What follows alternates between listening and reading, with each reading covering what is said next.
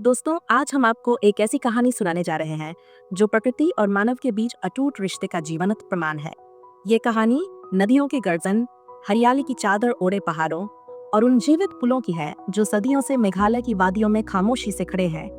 ये पुल पत्थर या लोहे के नहीं, बल्कि पेड़ों की जड़ों से बुने गए हैं। इन्हें देखकर लगता है मानो प्रकृति ने स्वयं अपने हाथों से इंसान के लिए रास्ते बनाए हों।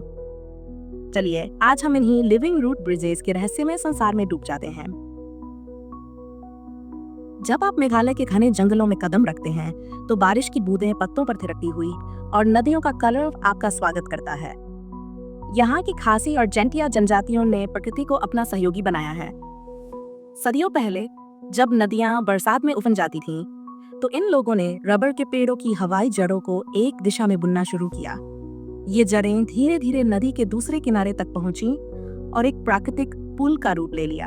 ये प्रक्रिया इतनी धीमी थी कि एक पुल बनाने में कई पीढ़ियों का समय लगा, पर आज ये पुल न केवल मजबूत हैं, बल्कि हर साल और घने होते जाते हैं। इन पुलों का निर्माण कोई जादू नहीं, बल्कि विज्ञान और संयम का अनूठा संगम है। स्थानीय लोग युवा जड़ों को बांस या लकड़ी के ढांचे पर चढ़ाते हैं। समय के साथ जड़ें ढांचे को अपने में समा लेती हैं और एक जीवित संरचना बन जाती हैं। कुछ पुल तो इतने मजबूत होते हैं कि एक साथ 50 लोग उन पर चल सकते हैं। है ना अद्भुत? ये पुल न केवल पार करने के लिए सुरक्षित हैं, बल्कि बरसात में जब नदियां बाढ़ लाती हैं, तो ये और भी मजबूत हो जाते हैं। प्रकृति की ये सीख की समय और धैर्य सब कुछ संभव कर देते हैं। इन पुलों में साफ झलकती है। इन पुलों के पीछे सिर्फ इंजीनियरिंग नहीं, बल्कि एक गहरा सांस्कृतिक सरोकार भी है। खासी मिथक कहता है कि उनके पूर्वज एक जीवित रूट सीढ़ी से धरती पर उतरे थे, इसलिए ये पुल उनके लिए सिर्फ संरचना नहीं, बल्कि पूर्वजों का आशीर्वाद है। आज भी गांव के बुजुर्ग इन पुलों की देखभाल करते हैं। वे नई जड़ों को सही दिशा देते हैं, पुरानी जड़ों को काटते हैं और यह सुनिश्चित करते हैं कि पुल हमेशा जीवित रहे। यह एक सामूहिक प्रयास है जहां हर व्यक्ति अपनी भूमिका निभाता है। इनमें से कुछ पुल डबल डेकर हैं, 2 मंजिलों वाले। उदाहरण के लिए चेरापूंजी के पास स्थित उमशियांग डबल डेकर ब्रिज प्रकृति और मानव की साझेदारी का बेमिसाल नमूना है। ऊपरी मंजिल पर चलते हुए आपको लगेगा मानो आप पेड़ों की गोद में उड़ रहे हों।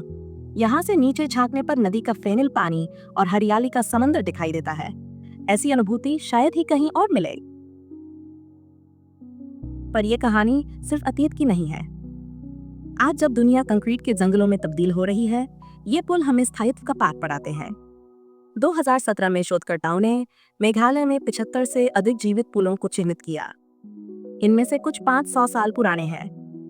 ये पुल न केवल पर्यटकों को आकर्षित करते हैं, बल्कि पर्यावरणविदों के लिए भी शोध का विषय हैं। ये साबित करते हैं कि प्रकृति के साथ तालमेल बिठाकर हम ऐसी संरचनाएं बना सकते हैं जो सदियों तक टिकी रहें। पर एक चिंता भी है। आधुनिक सड़कों और पुलों के चलते नई पीढ़ी इन जीवित पुलों से दूर हो रही है। कुछ पुल उपेक्षा के शिकार हो गए हैं। फिर भी कई गांवों में लोग इन्हें संजोए हुए हैं। वे जानते हैं कि ये पुल सिर्फ पार करने का रास्ता नहीं, बल्कि उनकी पहचान है।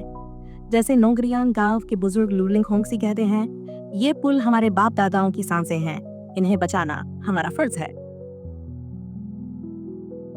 अब सोचिए, जब आप इन पुलों पर खड़े होते हैं तो क्या महसूस होता होगा? पैरों के नीचे जड़ों का जाल, सिर के ऊपर पेड़ों की हरियाली और कानों में पक्षियों का कलरव। यह अनुभव आपको प्रकृति के साथ एकाकार कर देता है। कुछ पुल तो इतने घने हैं कि बारिश में भीगते हुए भी आप सूखे रहते हैं। पत्तियां छत का काम करती हैं और जड़ें सीढ़ियों की तरह। यहाँ समय थम सा जाता है। आपको एहसास होता है कि मानव और प्रकृति का रिश्ता कितना पवित्र हो सकता है। इन पुलों की सबसे बड़ी सीख यह है कि विकास का अर्थ प्रकृति को नष्ट करना नहीं, बल्कि उसके साथ सहअस्तित्व बनाना है।